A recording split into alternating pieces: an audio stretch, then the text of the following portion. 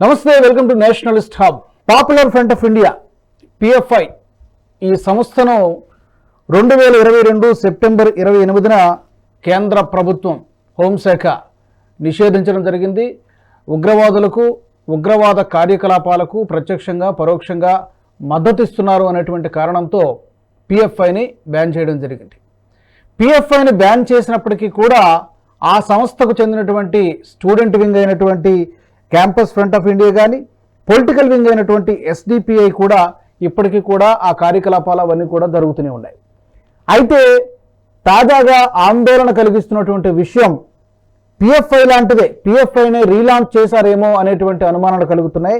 Multi exercise combination MEC7 ఈ యొక్క సంస్థ చాలా వేగంగా విస్తరిస్తోంది. ఇప్పటికే 1000కి పైగా బ్రాంచులు అక్కడ ఆ రాష్ట్రంలో కేరళలో ఈ ప్రారంభించినట్టుగా తెలుస్తోంది. మరి ఏంటి ఈ MEC7 ఏంటి, ఎప్పుడు ప్రారంభమైంది, ఎలాంటి యాక్టివిటీస్ చేస్తున్నారు దీంట్లో, ఈ అంశానికి సంబంధించి మనతో మాట్లాడడానికి రాజకీయ విశ్లేషకులు అలాగే సీనియర్ జర్నలిస్ట్ సురేష్ కొచ్చిటిల్ గారు అందుబాటులో ఉన్నారు. సురేష్ గారు నమస్తే అండి. నమస్తే రాజు గారు. ఏంటిది మరొకసారి పిఎఫ్ఐ బ్యాన్ అయింది కదా అని అనుకునే లోపే జస్ట్ 2 years అయింది, 2022లో బ్యాన్ చేశారు. ఇప్పుడు MEC7 ఏంటి, కొత్తగా MEC7 పేరు ఈ మధ్య అక్కడ వినిపిస్తోంది. ఇది ఎప్పుడు మొదలైంది, ఏంటి దీని యాక్టివిటీస్ ఏంటి, మీకు తెలిసిన సమాచారం ఏంటి? MEC7 అనేది ఇప్పుడు మన అందరికి తెలుసు, కేరళలో ఇది పెద్ద కాంట్రవర్సీ నడుస్తుంది దీని మీద. ఇది ఎట్లా మొదలు పెట్టారు, ఏం చేశారు అనేది వాట్సాప్ గ్రూప్స్ నుంచి స్టార్ట్ అయింది అనమాట. చాలా మటుకు దీన్ని పాపులరైజ్ చేసింది వాట్సాప్ గ్రూప్ తో చేస్తున్నారు. ఇనిషియలీ ముస్లిమ్స్ ఉన్నారు దీంట్లో అని చెప్పి, కానీ మల్టీ ఎక్సర్సైజ్ కాంబినేషన్ అని చెప్పి చేస్తున్నారు. ఎందుకంటే కేరళలో యూజువలీ ముస్లిం మహిళలు బయటికి రారు, especially Malappuram, northern Malappuram district, Wayanad లాంటి ప్లేసెస్ లో వాళ్ళ ఇంటి నుంచి బయటికి రారు, బుర్కా వేసుకుంటారు. కేరళలో ఒక 20 సంవత్సరాల ముందు నేను ఎప్పుడు చూడలేదు బుర్కా అక్కడ, కానీ లాస్ట్ ఒక 20 సంవత్సరాల్లో ఈ బుర్కా అక్కడ పాపులర్ అయిపోయింది. అది బేసిక్లీ రిలీజియస్ అవుట్ఫిట్స్, ఎందుకంటే కేరళలో హిజాబ్ వేసుకుంటారు కానీ బుర్కా ఇప్పుడు వేసుకోరు దానికన్నా ముందు. కానీ సడన్ గా ఇది బుర్కా ఎందుకు వచ్చిందంటే ఫండమెంటలిస్ట్ ఎలిమెంట్స్ అక్కడ ఉన్న వీళ్ళు సౌదీ అరేబియాకి వెళ్ళి మిగతా ప్లేస్కి వెళ్ళి ఉద్యోగం చేస్తున్న వాళ్ళు తిరిగి వచ్చిన తర్వాత వాళ్ళ ఇంట్లో ఉన్న వాళ్ళని, లేడీస్ ని కంపల్సరీగా బుర్కా ఇప్పించారు వాళ్ళు. అట్లా ఇప్పుడు అది కేరళకి వెళ్తే ఆల్మోస్ట్ 99% నార్దర్న్ కేరళలో, ఈవెన్ కేరళలో ఎక్కడైనా కానీ ముస్లిం మహిళలు ఇప్పుడు బుర్కా వేసుకున్నారు. మనకు ముందు హైదరాబాద్ కనిపిస్తుంది కానీ కేరళలో లేదు. సో దాదాపు సిస్టమ్ అనమాట. ఈ MEC అని చెప్పి గ్రూప్ ని ఫామ్ చేసింది కూడా ఎందుకంటే మల్టీ ఎక్సర్సైజ్ కాంబినేషన్. ఎందుకంటే జమాయితే ఇస్లామీ కనెక్షన్ ఉందని చెప్పి ఇది ఆల్మోస్ట్ 1000 units గా ఎక్స్పాండ్ చేసుకున్నారని చెప్పి బీజేపీ వాళ్ళు చెప్పట్లేదు. ఇది చెప్తున్నా అక్కడ ఉన్న సున్నీ అవుట్ఫిట్స్ చెప్తున్నారు, వాళ్ళ ముస్లిం గ్రూప్స్ చెప్తున్నారు వీరందరూ టెర్రరిస్టులు, ఈ టెర్రరిస్ట్ గ్రూప్ కావాలని చెప్పి పిఎఫ్ఐ వాళ్ళు స్పెషల్లీ చేపిస్తున్నారని చెప్పి అక్కడ ఉన్న చెప్పారు. ఈ సిపిఎం కోഴിക്കോട് డిస్ట్రిక్ట్ సెక్రటరీ మోహన్ అని ఉన్నారు, అతను కూడా ఇది క్రిటిసైజ్ చేసి స్టేట్మెంట్ ఇచ్చాడు ఓపెన్ గా మీడియాకి. కానీ ఇచ్చిన తర్వాత ఇమ్మీడియట్ గా వీళ్ళకి తెలిసిపోయింది వీళ్ళ ముస్లిం ఓట్ బ్యాంక్ దెబ్బతింటదని చెప్పేసి విత్డ్రా చేసుకున్నారు, స్టేట్మెంట్ విత్డ్రా చేయించారు. నేను అట్లా ఏం చెప్పలేదు, చెప్తే నా తప్పు, అది నేను అసలు చెప్పలేదు అని తర్వాత బయటకు వచ్చిన తర్వాత వీడియో చెప్పాను కానీ నేను చెప్పింది అది కాదని చెప్తాను. కాంగ్రెస్ వాళ్ళు దీనికి అంతా అయిన తర్వాత కూడా మధ్యప్రదేశ్ కానివ్వండి, రాజస్థాన్, హర్యానా, ఛత్తీస్గఢ్, మహారాష్ట్ర ఓడిపోయిన తర్వాత కూడా వీళ్ళకి ఇంకా బుద్ధి రాలేదు కాంగ్రెస్ వాళ్ళు ఇంకా నడుస్తుంది వాళ్ళని. ఎందుకంటే ఏం చేస్తున్నారు, ఏం చేయబోతున్నారు అనేది ఒక క్లారిటీ కాంగ్రెస్ కి లేదు. కాంగ్రెస్ వీళ్ళని సపోర్ట్ చేస్తుంది. సో న్యాచురల్లీ ఒక పిఎఫ్ఐ అవుట్ఫిట్ జమాయితే ఇస్లామీతో కనెక్షన్ ఈ MEC అని గ్రూప్ ఆల్మోస్ట్ 1000 groups కి ఇప్పుడు టోటల్ గా across the country state expand అయింది. కాంగ్రెస్ వాళ్ళు ఏమంటున్నారు, ఇది మొత్తం దేశం మొత్తం మేము తీసుకెళ్తా అంటున్నాం. కానీ నేను దీనికన్నా ముందు కూడా చెప్పినట్టు అక్కడ ఉన్న సున్నీ ముస్లిం ఆర్గనైజేషన్, స్పెషల్లీ సున్నీ యువజన సంఘం అంటే వాళ్ళ యూత్ వింగ్ అనమాట, వాళ్ళు ప్రొటెస్ట్ చేస్తున్నారు. ఇది అంతా రాడికల్ అవుట్ఫిట్స్, వీళ్ళతోని చాలా వీళ్ళు డేంజరస్ ఫెలోస్ అని చెప్పేసి క్లియర్ గా వీళ్ళు చెప్తున్నారు అనమాట. సో వాట్సాప్ గ్రూప్ నుంచి నడుస్తున్న దీన్ని ఇప్పుడు న్యాచురల్లీ ముస్లిం మెజారిటీ ఉన్న మలప్పురం డిస్ట్రిక్ట్ లో ఎక్కువ ఉందన్నమాట. సో ఎందుకు చేస్తున్నారంటే ఇది RSS వాళ్ళు శాఖ చేపిస్తారు కదా, శాఖ లాగా మనం కూడా చేద్దాం అని చెప్పి స్టార్ట్ చేశారు. అది RSS ని ట్యాకిల్ చేయడానికి చేస్తున్నారు. కానీ RSS మీరు మమ్మల్ని బ్యాన్ చేస్తే రేపు RSS ని కూడా బ్యాన్ చేయండి అని చెప్పి ఒక స్ట్రాటజీ అనమాట మీకు. నేను దీనికన్నా ముందు కూడా చెప్పాను, ముస్లిం మహిళలు యూజువల్ కేరళ, కానీ దీ గ్రూప్స్ లో కూడా ముస్లిం మహిళలు వచ్చారు. అది వీళ్ళని చెప్తున్నారంటే ఇంటి నుంచి బయట కంపల్సరీ గుంజుకొని తీసుకొస్తున్నారు వీళ్ళని చెప్పి చెప్తున్నారు. కానీ డెఫినెట్ గా ఇంటెలిజెన్స్ ఏజెన్సీస్ కానివ్వండి మిగతా కానీ మన దేశంలో ఎస్పెషల్లీ కేరళలో ఉన్న ఇంటెలిజెన్స్ ఏజెన్సీస్, అది స్టేట్ ఉండొచ్చు, సెంట్రల్ లెవెల్ ఉండొచ్చు, వీళ్ళు డెఫినెట్ గా వీళ్ళని ట్యాకిల్ చేస్తున్నారు. వీళ్ళని ఏం చేయబోతున్నారు, ఏం చేస్తున్నారు అని చెప్పేసి ఒక నిఘా అయితే వీళ్ళ మీద ఉంటుంది రాజు. అయితే ఏంటి అసలు వీళ్ళ యాక్టివిటీస్ ఏముంటాయి, బాహ్య ప్రపంచానికి కనబడే యాక్టివిటీస్ ఏముంటాయి, బిహైండ్ కర్టన్ ఏం చేస్తారు, ఈ MEC7 యాక్టివిటీస్ ఏంటి? దట్టు మీరు చెప్పిన దాన్ని బట్టి కేరళనే చిన్న స్టేట్, ఆ చిన్న స్టేట్ 1000 బ్రాంచెస్ అంటే మొత్తం విత్ ఇన్ స్టేటా లేకపోతే అక్రాస్ ద కంట్రీ? ఇది ఒక అక్రాస్ ద కంట్రీ అయితే ఇంకా కాలేదు. PFI మనకు అందరికి తెలుసు, బ్యాన్ చేసిన తర్వాత వాళ్ళ పొలిటికల్ వింగ్ ఉంది SDPI అని చెప్పేసి. And naturally popular front of India, దాని తర్వాత క్యాంపస్ ఫ్రంట్ ఆఫ్ ఇండియా అని చెప్పి వాళ్ళ క్యాంపస్ లో ఇంకా నడుస్తుంది అనమాట. అది కాకుండా మహిళల వింగ్ ఇప్పుడు ఉమెన్స్ ఫ్రంట్ ఆఫ్ ఇండియా అని చెప్పేసి. సో వీళ్ళ యాక్టివిటీస్ అట్లే నడుస్తుంది. కానీ వీళ్ళ లీడర్లు అందరూ జైల్లో ఉన్నారు, కొంతమంది ఢిల్లీలో ఉన్నారు, కొంతమంది అస్సాం తీసుకెళ్లారు. PFI బ్యాన్ అయితే నడుస్తుంది. కానీ PFI కన్నా ముందు మనకు అందరికి తెలుసు సిమి ఉండే, సిమిని బ్యాన్ చేసినప్పుడు PFI స్టార్ట్ చేస్తారు. ఇప్పుడు PFI బ్యాన్ చేస్తే ఇంకొక ఆర్గనైజేషన్ స్టార్ట్ చేస్తారు. వీళ్ళది అంతే కదా స్ట్రాటజీ. వీళ్ళు ఎక్కడికి పోరు, అక్కడే ఉంటారు. వీళ్ళ లీడర్లు అందరూ జైల్లో ఉన్నారు, కానీ వీళ్ళ ఫాలోవర్స్ అంతా ఉన్నారు. ఎస్పెషల్లీ SDPI క్లియర్లీ PFI, వాళ్ళకి డౌటే లేదు. దానికి వాళ్ళ ఓట్ల కోసం కాంగ్రెస్ కానివ్వండి, CPM ఇద్దరు కలిసి వాళ్ళు పోటీ చేస్తున్నారు వాళ్ళ ఓట్లు దొరకడానికి అనమాట. ఎందుకంటే వాళ్ళు ముస్లిం ఓట్లు తీసుకొస్తారు, మాకు ముస్లిం ఓట్లు వస్తాయని చెప్పేసి. సో ఇది నడుస్తుంది, ఇది రాజుగారు. ఎందుకంటే ఈ ఆర్గనైజేషన్స్ ని మనం చూస్తున్నాం. ఇది స్పెషలీ ఈ PFI లాంటి ఆర్గనైజేషన్ దీనికన్నా ముందు కూడా మనకు అందరికి తెలుసు, ఈ ప్యాంప్లెట్ డిస్ట్రిబ్యూషన్ చేసి వీళ్ళు చేస్తున్నారు. వీళ్ళు MEC వాళ్ళు ఏ రిజిస్ట్రేషన్ లేదు వీళ్ళకి, ఎక్కడ చేయలేదు, ఏం చేయదు. అట్లీస్ట్ RSS అంటే RSS ఎక్కడుంది తెలుసు. ఈ PFI కూడా మనకు అందరికి తెలుసు, 2022లో బ్యాన్ చేసి గవర్నమెంట్ ఆఫ్ ఇండియా బ్యాన్ చేశారు. వాళ్ళ 8 మందిని టెర్రరిస్ట్ అని చెప్పేసి వాళ్ళని అదుపులో తీసుకున్నారు. దీనికన్నా ముందు రాజుగారు 2013లో ఈ PFI వాళ్ళని ఇట్లానే ఒక క్యాంప్ పెట్టారు. కానీ అది క్యాంప్ ఇంకో క్యాంప్. SDPI PFI ఇద్దరు కలిసి నారాత్ అని చెప్పి కన్నూర్ డిస్ట్రిక్ట్ లో ఒక క్యాంప్ కండక్ట్ చేస్తారు, టెర్రరిస్ట్ క్యాంప్, ట్రైనింగ్ క్యాంప్. ఆలోచించారు, ఇదంతా మనం ఆఫ్ఘనిస్తాన్ లో వింటాం కానీ పాకిస్తాన్ లో, ఇరాక్ లో ఎక్కడ విన్నా కానీ ఇది ఇక్కడ కేరళలో కూడా 2013లో ఇట్లా టెర్రరిస్ట్ క్యాంప్ ఆర్గనైజ్ చేశారు. అక్కడ వెపన్స్ అంటే మన గన్స్ కానివ్వండి, బాంబులు కానివ్వండి, అసెంబుల్ చేయడం, ఎట్లా చేయడం, ఆపరేట్ చేయడం ట్రైనింగ్ ఇచ్చారు. దాన్ని పోలీస్ టిప్ ఆఫ్ చేసేసి పోలీస్ వాళ్ళు కేరళ పోలీస్కి ఎవరో ఇన్ఫర్మేషన్ ఇచ్చారు. దాంతోపాటు అక్కడ రేడ్ చేసిన తర్వాత వాళ్ళు రేడ్ చేసినప్పటికల్లా వీళ్ళందరూ వెళ్ళిపోయారు, ఎవరు లేరు. కానీ అక్కడ చాలా మటుకు ఎక్స్ప్లోజివ్ దొరికింది, 2 లైవ్ బాంబులు దొరికింది కేరళ పోలీస్. దాని తర్వాత వీళ్ళ అకౌంట్ కూడా, వీళ్ళ బ్యాంక్ అకౌంట్స్, ఎందుకంటే దీనికి చాలా మంది ఇంటర్నేషనల్ ట్రాన్సాక్షన్స్ నడుస్తుంది, వీళ్ళకి చాలా డబ్బులు బయట నుంచి వస్తుంది, ఎస్పెషల్లీ గల్ఫ్ నుంచి వస్తుంది. అది ఎవరు పంపిస్తున్నారు, ఎందుకు పంపిస్తున్నారు చాలా క్లియర్ అనమాట. ఎందుకంటే అక్కడ ఉన్న ఈవెన్ పాకిస్తాన్ లింక్డ్ ఉన్న టెర్రరిస్ట్ ఆర్గనైజేషన్ కూడా వీళ్ళు ఆ డబ్బులు వాడుకొని కేరళలో ఆర్గనైజ్ చేస్తున్నారు. వీళ్ళ కోసం టెలివిజన్ ఛానల్ కూడా ఉంది, జమాయత్ ఇస్లాం. అది చాలా పాపులర్ ఛానల్ అక్కడ కేరళ, మీడియా వన్ అని చెప్పేసి. దీన్ని బ్యాన్ చేశారు గవర్నమెంట్ ఆఫ్ ఇండియా, వారం బ్యాన్ చేశారు. దానికి లోపలనే వీళ్ళు కపిల్ సిబల్, అభిషేక్ మను సింఘ్ అందరిని పట్టుకొని ఆ బ్యాన్ లిఫ్ట్ చేపించారు. కేరళ హైకోర్టు అయితే బ్యాన్ చేశారు, కానీ కేరళ హైకోర్టు కన్నా సుప్రీంకోర్టుకి వెళ్ళారు. సుప్రీంకోర్టు గవర్నమెంట్ ఆఫ్ ఇండియా ఒక ఎన్వెలప్ ఇచ్చారు. ఈ ఎన్వెలప్ లో ఈ మీడియా వన్ అనే న్యూస్ ఛానల్ ని ఎవరు ప్రమోట్ చేస్తున్నారు, ఎవరు దాన్ని ఫండింగ్ చేస్తున్నారు చూపించారు క్లియర్ గా. దాంట్లో పాకిస్తాన్ తో కనెక్షన్స్ ఉన్న, ISI కనెక్షన్స్ ఉన్న సౌదీలో కానివ్వండి, మిగతా ప్లేసెస్ లో గల్ఫ్ లో ఆపరేట్ చేస్తున్న మనుషులు వీళ్ళు డైరెక్టర్స్ అని చెప్పి క్లియర్ గా ప్రూఫ్ ఇచ్చారు. అప్పుడు కూడా సుప్రీంకోర్టు పట్టించుకోలేదు, లేదు బ్యాన్ చేయకూడదు అని చెప్పి బ్యాన్ లిఫ్ట్ చేశారు. ఆలోచించారు.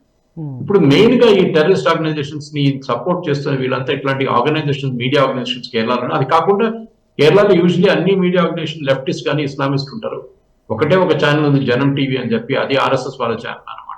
కానీ మిగతా ఏ ఛానల్ కి అక్కడ హిందూస్ కి సపోర్ట్ చేయరు అని మన శబరిమల అజిటేషన్ టైంలో కూడా చూసాం.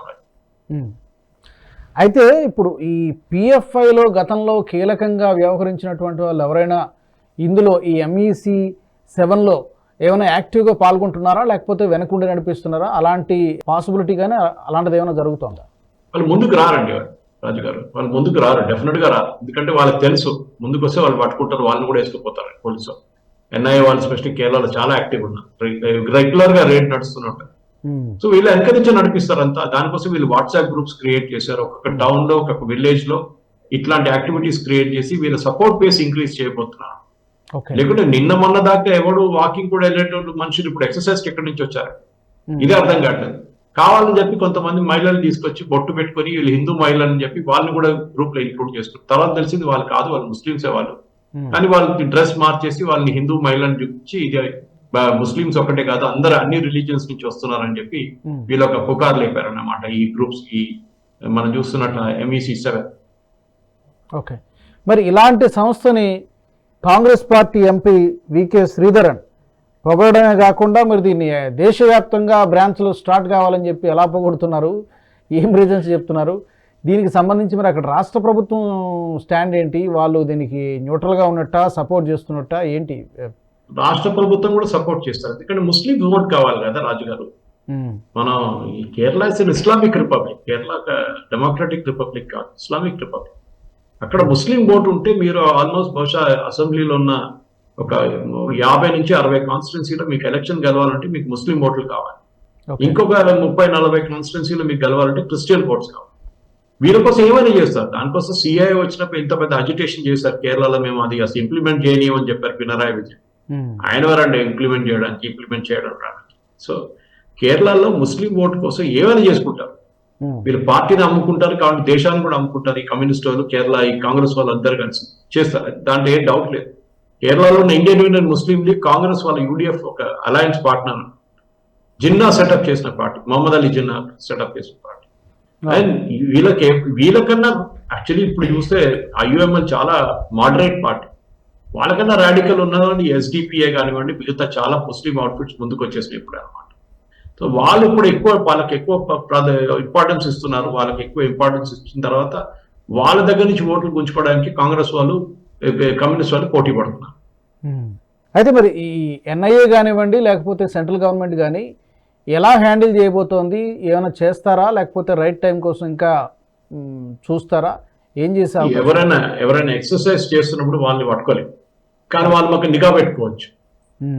వాళ్ళ వీడియోస్ రికార్డ్ చేసి వాళ్ళ ఫేసెస్ అనలైజ్ చేసి వీళ్ళు ఎవరో అని క్లియర్ గా ఐడెంటిఫై చేస్తే తెలిసిపోతుంది. దీంట్లో ఎవరైనా ఈ చెప్పినట్ల PFI ఎలిమెంట్స్ ఉన్నారా, టెర్రర్ ఎలిమెంట్స్ ఉన్నారా, దీనికన్నా ముందు ఏదైనా పోలీస్ కేసులో లేకుంటే ఇంకేమైనా కేసు చిక్కపోయిన ఉన్నారా అని క్లియర్ గా తెలిసిపోతుంది. డెఫినెట్ గా నిఘా ఉంటుంది వాళ్ళ మీద. ఈవెన్ కేరళ పోలీస్ కూడా నిఘా పెట్టుకుంటారు, ఎందుకంటే ఓపెన్ గా చెప్పారు. కానీ డెఫినెట్ గా వీళ్ళు అందరికి తెలుసు, ఎందుకంటే మనం చూసాం లవ్ జిహాద్ మొదలైంది కేరళ నుంచి, మళ్ళీ దానికన్నా ముందు ల్యాండ్ జిహాద్ మొదలైంది. అన్ని నడుస్తుంది. ISIకి వెళ్ళారు ట్రైనింగ్ కోసం కేరళ నుంచి, చాలా మంది రాలేదు, రిటర్న్ కూడా రాలేదు, ఎక్కడ చనిపోయారు వాళ్ళు.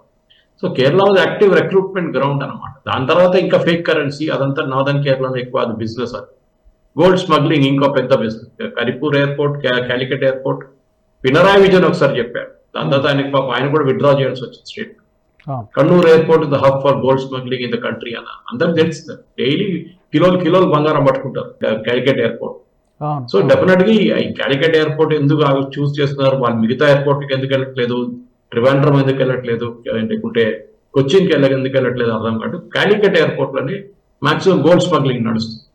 ఇది గోల్డ్ స్మగ్లింగ్, ఫేక్ కరెన్సీ, ఇట్లాంటి పనులు అన్ని కలిపి చూస్తే ఒక కంప్లీట్ కాన్స్పిరసీ దీంట్లో ఉంది. అది కొత్తదేం కాదు, చాలా పాతది. దాన్ని సపోర్ట్ చేయడానికి కాంగ్రెస్ పార్టీ వాళ్ళు, కమ్యూనిస్ట్ వాళ్ళు ఎప్పుడు రెడీ ఉంటారు. Okay, vote bank. ఫైనల్గా మనం ఒక మాట చెప్పి ముగిద్దాం. అప్పుడు ఎప్పుడైతే బ్యాన్ చేశారో, PFIని బ్యాన్ చేశారో 2022లో, అప్పుడు కొన్ని డాక్యుమెంట్స్ అవన్నీ కూడా బయటపడ్డాయి. 2047 కల్లా ఇస్లామిక్ స్టేట్గా మార్చడమే. నాట్ ఓన్లీ కేరళ, వాళ్ళ బహుశా నాకు గుర్తున్నంత వరకు మొత్తం కంట్రీనే.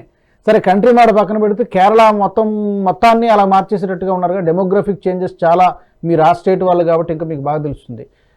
వాళ్ళ ఓట్లుంటే చాలు గెలిచేస్తామనేటువంటి ధీమా ఈ రెండు పార్టీలకు ఉన్నట్టుగా ఉంది. మరి 2047 కల్లా అలా అయిపోయే అవకాశం ఉందా? మొత్తం స్టేట్ అంతా అలాగే తయారవుతుందో, దాన్ని ఆపే అవకాశం ఏమైనా ఉందా? ఇస్లామిక్ రిపబ్లిక్ కాకుండా కానీ అట్లీస్ట్ ఆ 2047 డాక్యుమెంట్ దొరికింది బీహార్ లో పోలీసు వాళ్ళు అక్కడ రైడ్ చేసినప్పుడు అక్కడ దొరికిన ఒక డాక్యుమెంట్, ఒఫీషియల్ గా వాళ్ళు పబ్లిష్ చేసిన డాక్యుమెంట్. 2047 కన్నా ఇండియాని ఒక ఇస్లామిక్ రిపబ్లిక్ గా మేము మార్చేస్తాం. మొన్న కూడా ఒక వీడియో చూస్తుంటారు మీరు, వాట్సాప్ లో చాలా వైరల్ అవుతుంది. కల్కటా మేయర్ ఒక ముస్లిం ఆయన, TMC లీడర్ అన్నమాట, ఓపెన్ గా అనౌన్స్ చేశారు, మేము ఇప్పుడు 17% ఉన్నాం, మేము 30% అయిపోతున్నాం, ఇక్కడ నుంచి ముందుకెళ్ళగానే మేము మెజారిటీ అయిపోతాం, మేము మైనారిటీ కాదు, దాని తర్వాత మేము దేశాన్ని మార్చేస్తాం మొత్తం అని చెప్తున్నారు. హిందువులు నిద్రపోతున్నారు, ఇంకా చాలా మంది హిందువులు నిద్రపోతారు. వాళ్ళ తర్వాత వాళ్ళ ఇంటికి వాళ్ళ గడప మీద వచ్చి కొట్టినప్పుడు వాళ్ళకి అప్పుడు తెలుస్తుంది ఇస్లామిక్ టెర్రరిజం అంటే ఏంటిది. సిరియాలో చూస్తున్నారు, ఆఫ్ఘనిస్తాన్ చూస్తున్నారు, లెబనాన్ లో చూస్తున్నారు, గాజాలో ఇజ్రాయెల్ మీద ఏం చేశారని చూస్తున్నారు. ఇదంతా మన దేశంలో కూడా జరగవచ్చు రేపు. డెఫినెట్ గా ఆ థ్రెట్ అయితే ఉంది, ఇప్పుడు కాదు, చాలా సంవత్సరాల నుంచి ఉన్న థ్రెట్ అది. ఈవెన్ కేరళ పోలీస్ కూడా అడ్మిట్ చేశారు దట్ ఇస్లామిక్ గ్రూప్స్ కేరళలో చాలా యాక్టివ్ గా ఉంటారు. దాన్ని సపోర్ట్ చేయడానికి అక్కడ ఉన్న మీడియా, అఫీషియల్ గా సపోర్ట్ చేయడానికి మీడియా ఉన్నారు వాళ్ళకి, న్యూస్ పేపర్స్ ఉన్నారు వాళ్ళకి, అది కాకుండా పత్రికలు ఉన్నాయి వాళ్ళకి, ఇదన్నీ ఉన్నాయి. అది కాకుండా పొలిటికల్ పార్టీస్ కూడా వాళ్ళ ఓట్ల కోసం అన్ని జిమ్నాస్టిక్స్ చేస్తారు కేరళ. కరెక్ట్. ఏదైనా కూడా ఒక అలార్మింగ్ సిచ్యువేషన్ ఇది. బహుశా మీరు అన్నట్టుగా కేంద్ర ప్రభుత్వం, ఎన్ఐఏ, హోమ్ మినిస్ట్రీ సంయుక్తంగా ఈ యొక్క ప్రమాదాన్ని పసిగట్టి, ఈ డెమోగ్రఫిక్ చేంజెస్ చాలా వేగంగా జరుగుతున్నాయి, దీన్ని కూడా పసిగట్టాలి. ఈ ME7 మీద కూడా చాలా నిఘా పెట్టాల్సిన అవసరం అయితే చాలా కనిపిస్తోంది. Thank you very much Suresh గారు. Thank you very much for joining us. Thank you. ఇది వాళ్ళ ప్రత్యేక చర్చ. మా ప్రేక్షకులకు ఒక విజ్ఞప్తి, ఇప్పటివరకు సబ్స్క్రైబ్ చేసుకోని వాళ్ళు ఎవరైనా ఉంటే కనుక తప్పకుండా నేషనలిస్ట్ హబ్ గ్రూప్ ఆఫ్ ఛానల్స్ను సబ్స్క్రైబ్ చేసుకోండి. ఈ వీడియో మీకు నచ్చినట్టయితే లైక్ చేయండి, షేర్ చేయండి. అలాగే బెల్ ఐకన్పై కూడా ప్రెస్ చేయడం మర్చిపోవద్దు. మనస వాచ కర్మణ దేశహితం కోసం పనిచేస్తున్న నేషనలిస్ట్ హబ్ గ్రూప్ ఆఫ్ ఛానల్స్ను సబ్స్క్రైబ్ చేసుకొని జాతీయవాద జర్నలిజాన్ని ప్రోత్సహించండి. జై హింద్. ఈ వీడియో మీకు నచ్చినట్టయితే లైక్ చేయండి, 10 మందికి షేర్ చేయండి. అలాగే కామెంట్ల రూపంలో మీ అభిప్రాయాలను మాతో పంచుకోండి. Nationalist hub group of channels ను సబ్స్క్రైబ్ చేసుకుని తెలుగునాట జాతీయవాద జర్నలిజాన్ని ప్రోత్సహించండి. ఈ వీడియో కింద ఉన్న బెల్ ఐకాన్ పై క్లిక్ చేయడం మర్చిపోవద్దు.